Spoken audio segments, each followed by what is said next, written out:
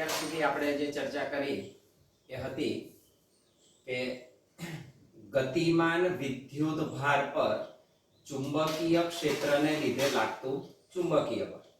હવે આને આપણે એક સ્ટેપ આગળ વધારીએ. અનેક ગતિમાન વિદ્યુત ભારો ગતિ કરતા હોય એવી કોઈ રચના વિચારીએ તો એના ઉપર ચુંબકીય બળ કેટલું લાગે મારે એ શોધવું છે. અર્થાત હવે આપણે આપેલા ચુંબકીય ક્ષેત્રમાં એક વિદ્યુત પ્રવાહ ધારિત વાહક તાર લઈશું. તો વિદ્યુત પ્રવાહ ધારિત વાહક તાર એટલે કે આપેલા વાહક તારમાં સ્થાયી પ્રવાહ જે વહેતો હોય, સ્થાયી પ્રવાહ કોને આભારી હોય? ગતિમાન વિદ્યુત ભારોને. તો અનેક ગતિમાન વિદ્યુત ભારો જ્યારે ગતિમય હોય ત્યારે આપેલા ચુંબકીય ક્ષેત્રને કારણે એ રચના ઉપર, એ તંત્ર પર ચુંબકીય બળ કેટલું લાગે આપણે એને શીખવાની હવે કોશિશ કરીશું. તો એને આપણે શીખીશું કે વિદ્યુત પ્રવાહ ધારિત તાર પર લાગતા ચુંબકીય બળનું આપણે સૂત્ર મેળવીશું. જેમાં મારે સમાન ચુંબકીય ક્ષેત્ર છે. આકૃતિ ગૌણ છે, ના દોરો તોય ચાલે, પણ આકૃતિ દ્વારા સમજીએ તમને આખું નજર સામે આવે કે ખરેખર માન લો કે આ ઉત્તર ધ્રુવ છે ચુંબકનો, આ દક્ષિણ ધ્રુવ છે. તો ઉત્તરથી દક્ષિણ તરફ ચુંબકીય ક્ષેત્ર રેખાઓ હોય, જેમ વિદ્યુત ક્ષેત્ર રેખાઓ ધનથી ઋણ તરફ હતી એવી અહીં ચુંબકીય ક્ષેત્ર રેખાઓ n થી કઈ તરફ છે? s તરફ.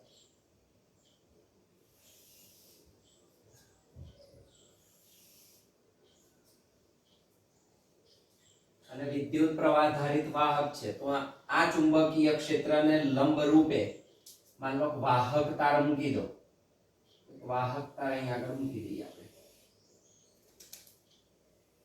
L લંબાઈનો એક વાહક સળિયો માન લો કે અહીં આગળ આપણે મૂકી દીધો છે. L લંબાઈનો છે. આ દિશામાં ચુંબકીય ક્ષેત્ર છે. આને આપણે વિદ્યુત ક્ષેત્ર લાગુ પાડી દઈએ, પ્રવાહ પસાર થાય. ધારો કે આપણે પ્રવાહ પસાર કરીએ તો બેટરીનું જોડાણ કરી શકાય. બેટરીનું જોડાણ કરીએ આપણે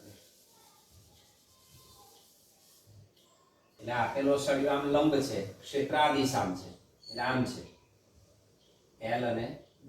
આની લંબાઈ પૃષ્ઠને લંબ દિશામાં છે.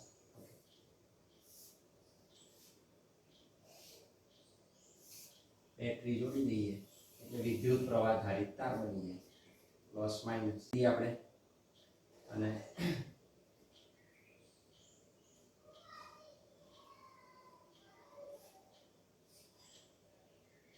પ્લસ થી માઇનસ તરફ પ્રવાહ વહે તો આ દિશામાં પ્રવાહ જશે, તો આમાંથી આ દિશામાં પ્રવાહ આવે, તારમાંથી આ દિશામાં પ્રવાહ પસાર થશે.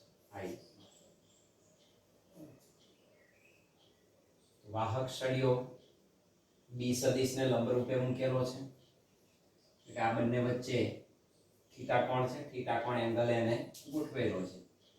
બે વચ્ચેનો ખૂણો કેટલો છે? That is theta. L અને B વચ્ચે. તો આપેલો સળિયો પૃષ્ઠને લંબ રૂપે બહાર છે, ક્ષેત્ર પૃષ્ઠમાં છે આ દિશામાં.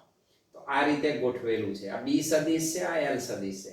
L ને B ની દિશામાં ફેરવીએ તો પરિણામી ઉર્ધ્વ દિશામાં આવે. તો આ સળિયા ઉપર આ દિશામાં બળ લાગશે. શોધીએ છીએ આપણે કેવી રીતે મળે છે. તો ચુંબકીય બળ એને કઈ દિશામાં લાગશે? ઉર્ધ્વ દિશામાં. તો આપેલા સળિયાને ઉર્ધ્વ દિશામાં સમતલમાં ચુંબકીય બળ લાગે. આકૃતિ દોરવી જરૂરી નથી, લખી રાખવું. અંદર છે નહીં દોરી તમને ખ્યાલ આવે. આકૃતિ દોરવી જરૂરી નથી, છે જ નહીં. આપણને ખ્યાલ આવે એના માટે મેં ડ્રો કરી. ઓકે. પરિપથમાં ક્યાંય પ્રવાહ પસાર શું કર્યું છે તે આ પ્રવાહ પસાર થાય નો મતલબ છે આપેલા સમયમાં પસાર થતો વિદ્યુત ભાર. એક કરતા વધારે વિદ્યુત ભાર પસાર થાય તો ગતિમાન વિદ્યુત ભારો છે તેના ઉપર ચુંબકીય બળ લાગે. તો આપણે એને નોંધીએ. ધારો કે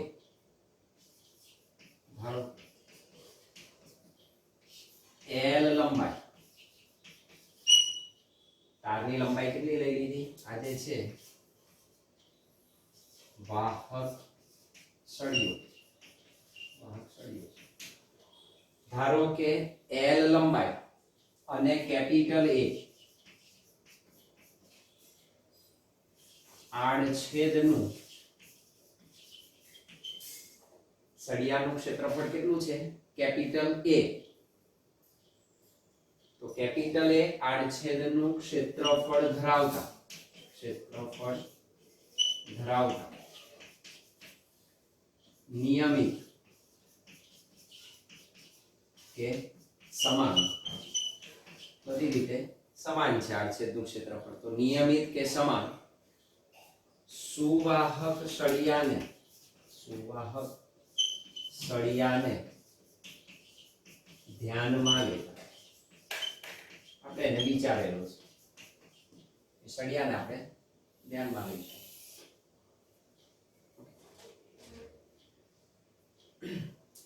આપેલા સળિયામાંથી વિદ્યુત પ્રવાહ પસાર થાય છે, એનો અર્થ કે વિદ્યુત ભારો પસાર થાય છે. તો સળિયાના એકમ કદ દીઠ હું વિદ્યુત ભારોની સંખ્યાને વિચારી લઈશ.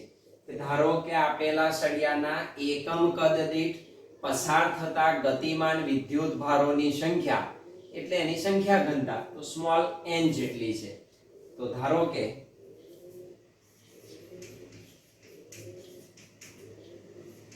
તેમાં સળિયામાં ગતિમાન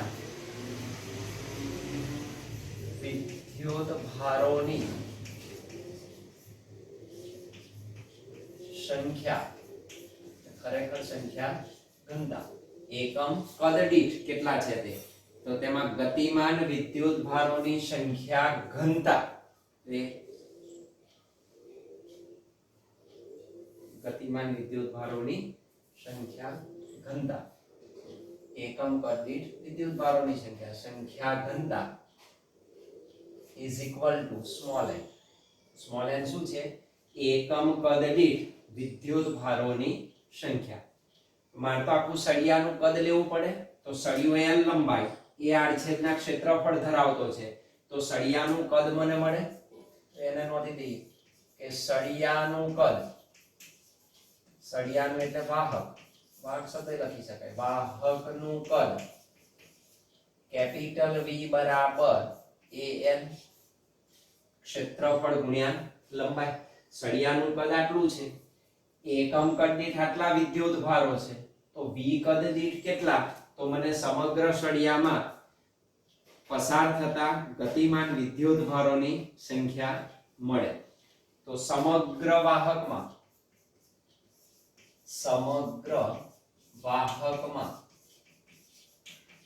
કુલ ગતિમાન વિદ્યુત ભારોની સંખ્યા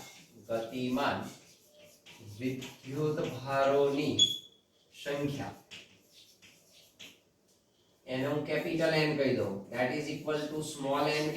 એકમ કદ દીઠ n, તો v કદ દીઠ કેટલા? that is nv.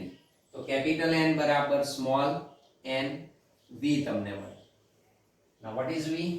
that means n બરાબર n એ આટલા ગતિમાન વિદ્યુત ભારો આપણને સમગ્ર વાહકમાંથી પસાર થતા મળે. આપેલા સળિયામાંથી આપણે કહીએ છીએ તેમ સ્થિર પ્રવાહ વહે છે, સમય સાથે બદલાતો નથી. તો સ્થાયી પ્રવાહ જ્યારે વહેતો હોય તો આપણે જાણીએ છીએ કે જ્યારે સ્થાયી પ્રવાહ કોઈ વાહકમાંથી પસાર થતો હોય તો તેમાં આપેલા વિદ્યુત ભાર એટલે કે ઇલેક્ટ્રોન ડ્રિફ્ટ વેગથી ગતિ કરે. તો એનો સરેરાશ ડ્રિફ્ટ વેગ હોય. તો જો સુવાહક સળિયામાંથી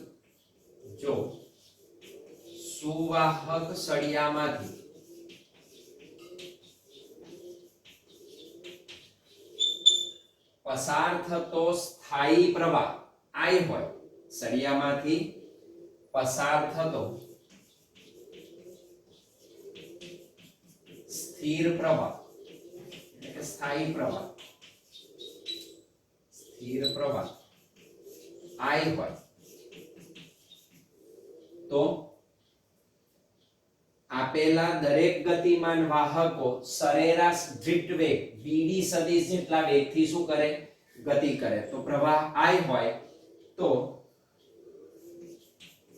દરેક ગતિમાન વિદ્યુતભાર ઉષ્માવાહક, વાહકની વાત કરીએ તો આપણે તો દરેક ગતિમાન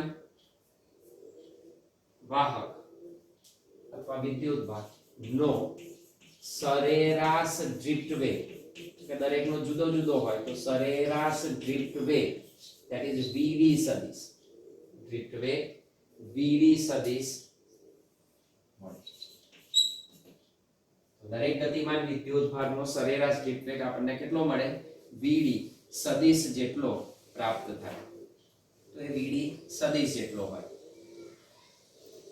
હવે મેં બાહ્ય વિદ્યુત ક્ષેત્ર લાગુ પાડેલું છે, સોરી બાહ્ય ચુંબકીય ક્ષેત્ર લાગુ પાડેલું છે, વિદ્યુત ક્ષેત્ર પણ એને લગાડેલું છે એટલે પ્રવાહ મળે છે. આ બાહ્ય ચુંબકીય ક્ષેત્રમાં સળિયાને મેં શું કરેલો છે, પ્રવાહધારિત સળિયાને મૂકેલો છે અને એને ત્યાં આગળ મૂકી દઉં તો એના ઉપર ચુંબકીય બળ લાગે એમ આપણને ખબર છે. તો q વિદ્યુતભાર પર લાગતું ચુંબકીય બળનું સૂત્ર આપણી પાસે છે. આપણી પાસે કેટલા વિદ્યુતભારો છે, n વિદ્યુતભારો છે. બસ એને n ગણા કરવાના છે તમારે. તો બાહ્ય ચુંબકીય ક્ષેત્ર ની હાજરીમાં આપેલા ગતિમાન વાહક પર કે જેમાં વિદ્યુત પ્રવાહ પસાર થાય છે એવા તો ગતિમાન વાહક પર ચુંબકીય બળ ઉદ્ભવે. તો બાહ્ય ચુંબકીય ક્ષેત્રની હાજરીમાં, બાહ્ય ચુંબકીય ક્ષેત્રની હાજરીમાં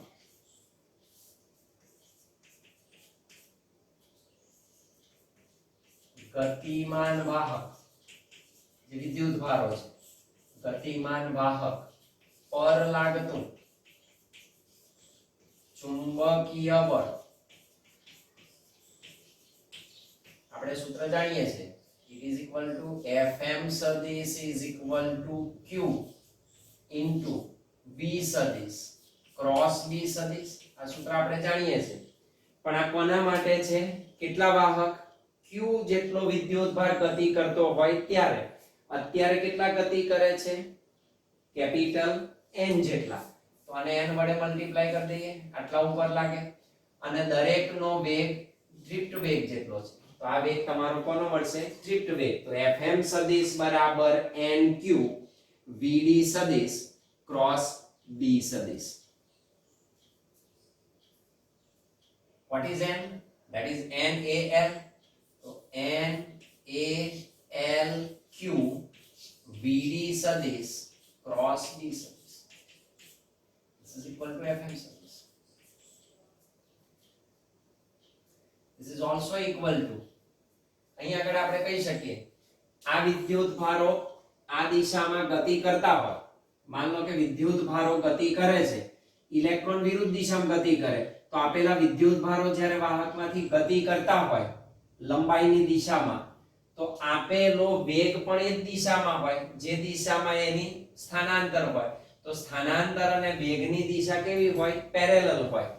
તો હું આને બદલે આને સદિશ દર્શાવી શકું, બરાબર. તો vd સદિશની જગ્યાએ હું કોને, l લંબાઈના સદિશને હું સદિશ તરીકે રજૂ કરી શકું.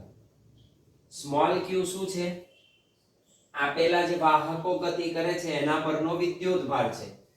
અહીં દર્શાવી શકાય છે જ્યાં q એ વાહક કણ, જે વાહક ગતિ કરે છે વિદ્યુતભાર, વાહક કણ પરનો વિદ્યુતભાર છે, એના ઉપરનો એ ચાર્જ વાહક કણ પરનો વિદ્યુતભાર દર્શાવે. તો fm સદિશ બરાબર NaLq vd સદિશ ક્રોસ b સદિશ.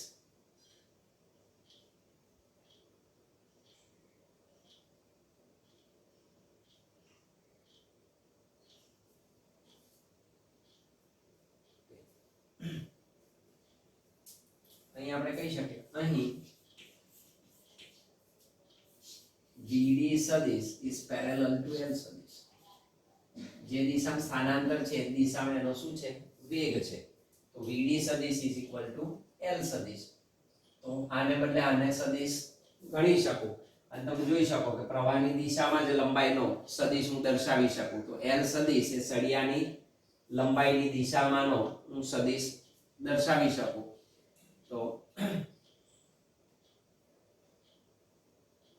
આને કન્વર્ટ કરી દઈએ તો આમ લખી શકાય ધેટ મીન્સ FM સદિશ is equal to VD parallel L સદિશ છે તો આને સદિશ ગણો અને મૂલ્ય તરીકે લઈ લો NQVD VD બાર લઈ લીધા NQVD A into L સદિશ cross B સદિશ લંબાઈના સદિશ તરીકે મેં લઈ લીધો. તો બંને સમાંતર હોવાથી તમે આને સદિશ કહો કે આને સદિશ કહો both are in same direction બંને એક જ દિશામાં છે.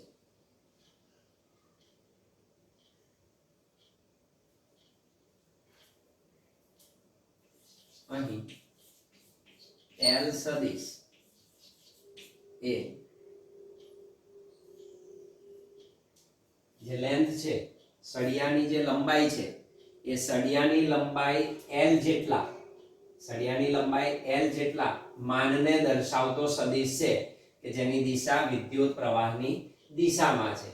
તો L સદિશ એ સળિયાની લંબાઈ એ વાહક જે સળિયો છે એ વાહક સળિયાની લંબાઈ L ના માનનો સદિશ જેની દિશા વિદ્યુત પ્રવાહ I ની દિશામાં. એ કઈ દિશામાં છે વિદ્યુત પ્રવાહ I ની દિશામાં તમને મળે. અગાઉ શીખી ગયા ત્રીજા ચેપ્ટરમાં આને ઓળખીએ છે. અહીં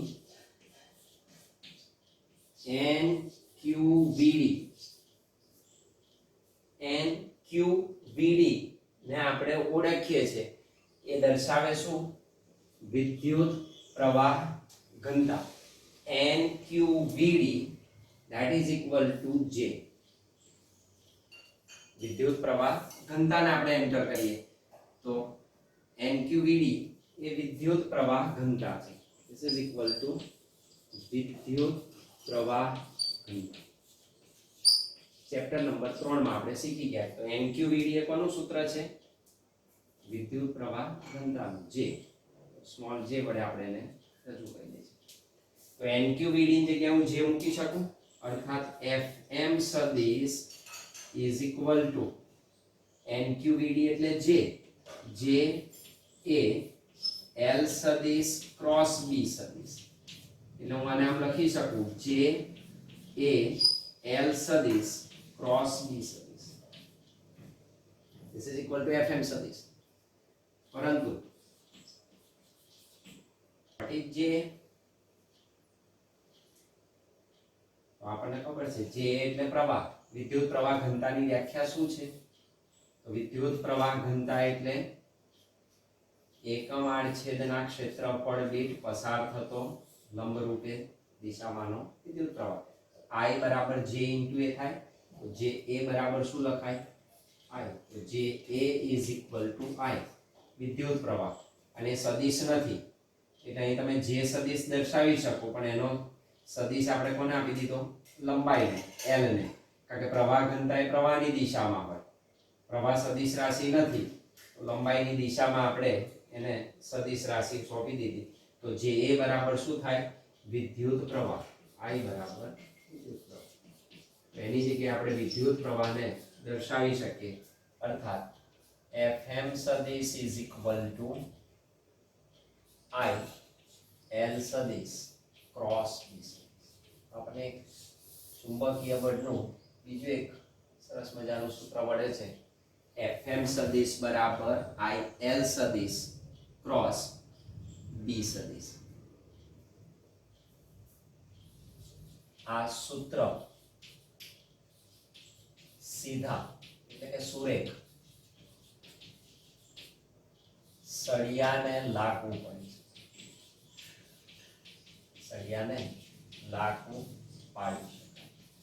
સુરેખ તમારી પાસે વાહક હોય તો તમે આ સૂત્ર યુઝ કરી શકો, Fm સદિશ બરાબર IL સદિશ ક્રોસ B સદિશ.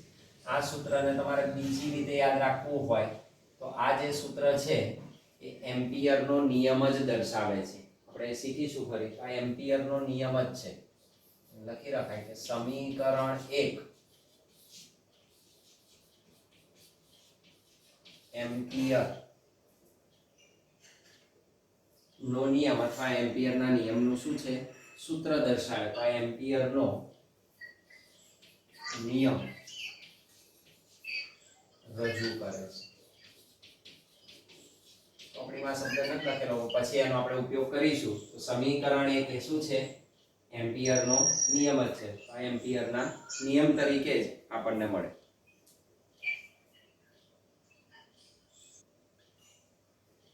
એમ્પિયરનો નિયમ રજૂ કરે. આને યાદ રાખજો, Fm બરાબર IL સદિશ ક્રોસ B સદિશ.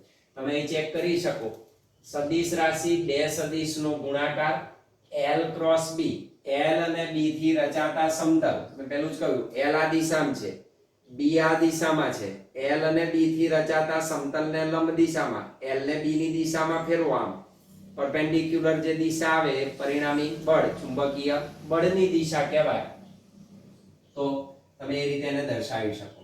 અથવા તો બીજો એક નિયમ આવે, જમણા હાથના પંજાનો નિયમ. આંગળીઓને B સદિશની દિશામાં પ્રસરાવવાની. તો આંગળીઓ B સદિશની દિશામાં રહે, અંગૂઠો પ્રવાહની દિશામાં રહે, તો સળિયામાંથી પ્રવાહ દિશામાં જાય, ક્ષેત્ર આ દિશામાં છે, અને હથેળી જે મળી એને લંબ રૂપે બહાર આવતો સદિશ એ પરિણામી બળ બતાવે. તો બળ કઈ દિશામાં લાગે? ઉપરની દિશામાં. તો અને જમણા હાથના પંજાનો નિયમ પણ તમે કહી શકો. તો Fm સદિશ બરાબર IL સદિશ ક્રોસ B સદિશ, સદિશ ગુણાકાર કે જમણા હાથના પંજાના નિયમ પરથી તમે પરિણામી બળની દિશા નક્કી કરી શકો. પણ આ સીધા સળિયાને લાગુ પાડતું સૂત્ર છે. અને બીજી એક વસ્તુ, આ જે ચુંબકીય ક્ષેત્ર B સદિશ છે, બાહ્ય ચુંબકીય ક્ષેત્ર સદિશ છે. આપેલા વાહક સળિયામાંથી જે વિદ્યુત પ્રવાહ પસાર થાય છે એ વિદ્યુત પ્રવાહને કારણે જે ચુંબકીય ક્ષેત્ર ઓર્સ્ટેડના નિયમ અનુસાર, ઓર્સ્ટેડના અવલોકન અનુસાર જે આસપાસના વિસ્તારમાં સળિયામાંથી પ્રવાહ પસાર થતા ચુંબકીય ક્ષેત્ર મળે એ આ ક્ષેત્ર નથી, બહારથી આપણે લાગુ પાડેલું ક્ષેત્ર છે. બાહ્ય ક્ષેત્રમાં વિદ્યુત પ્રવાહ ધારિત સળિયો મૂકેલો છે. એટલે એ પણ તકેદારી રાખવાની કે એના ચુંબકીય ક્ષેત્રને આપણે અત્યારે ધ્યાનમાં લેતા નથી, કારણ કે એના ઉપર લાગતું બળ શોધવું છે. એના ચુંબકીય ક્ષેત્રને આપણે લેતા નથી, બાહ્ય ચુંબકીય ક્ષેત્ર ને આપણે લક્ષમાં લઈશું. તો આ રીતનું તમને લોરેન્ટ્ઝ બળ મળે. આપણે લોરેન્ટ્ઝ બળ એટલે કે વિદ્યુત ક્ષેત્ર આગળ શીખી ગયા એટલે ધ્યાનમાં નથી લેતા, એટલે માત્ર ચુંબકીય ક્ષેત્ર ઉપર જ આપણું ફોકસ છે. ઓકે, તો આવા ચુંબકીય ક્ષેત્ર, બાહ્ય ચુંબકીય ક્ષેત્રમાં જો યાદચ્છિક આકારનો, સીધા સિવાયનો કોઈ બી આકારનો સળિયો મૂકો તો શું કરવું પડે? તો આપણું એનું એ જ કામ, એ સળિયાને નાના નાના સૂક્ષ્મ ખંડોમાં વિભાજિત કરવો પડે. નાનો સૂક્ષ્મ ખંડ એ સુરેખ લંબાઈ બતાવે અને એને તમે લાગુ પાડી શકો. તો એ રીતે તમે સંકલનની રીતે એને મેળવી શકો. તો આપણે એ લખી શકીએ કે જો તાર બીજા કોઈ યાદચ્છિક આકાર, ગમે તે બીજો યાદચ્છિક આકારનો લેવામાં આવે તો, જો બીજા કોઈ યાદચ્છિક આકારનો લેવામાં આવે તો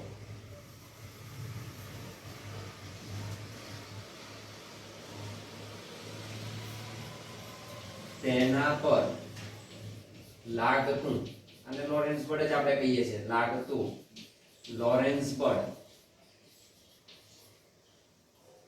જે સળિયો છે એના dl જેટલા સૂક્ષ્મ લંબાઈના ભાગ કરી અને દરેક પર લાગતા બળનો સદિશ સરવાળો કરી તમે મેળવી શકો. તો એ લોરેન્ટ્ઝ બળ F સદિશ ઇઝ ઇક્વલ ટુ શું કરવું પડે સિગ્મા n સુધીનો બધાનો સરવાળો કરવો પડે. શું કરવા પડે? એના સૂક્ષ્મ ભાગ કરવા પડે. ધેટ ઇઝ I dl સદિશ ક્રોસ b સદિશ. ધેટ ઇઝ ડેલ્ટા l સદિશ પણ તમે લખી શકો. તો I dl j સદિશ j is running from 1 to n. ગમે તેટલા તમે ટુકડા એના કરી શકો. અને આ સરવાળો જો કન્ટિન્યુટી મળે આપણને તો સરવાળો સંકલનમાં પરિણમે. તો મળતું પરિણામી લોરેન્ટ્ઝ બળ Fm સદિશ is equal to સરવાળો શું થાય? સંકલનમાં પરિણમે. જો this tends to 0 that is integration શું લખાય? I dl cross b સદિશ.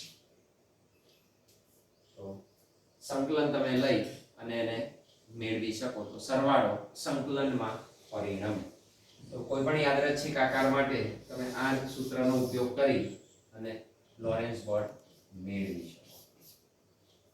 તો આપેલા વિદ્યુત પ્રવાહ ધારિત વાહક પર ચુંબકીય બળ બાહ્ય ચુંબકીય ક્ષેત્રની અસર હેઠળ કેટલું લાગે આ એનું સૂત્ર આપણે તારવ્યું.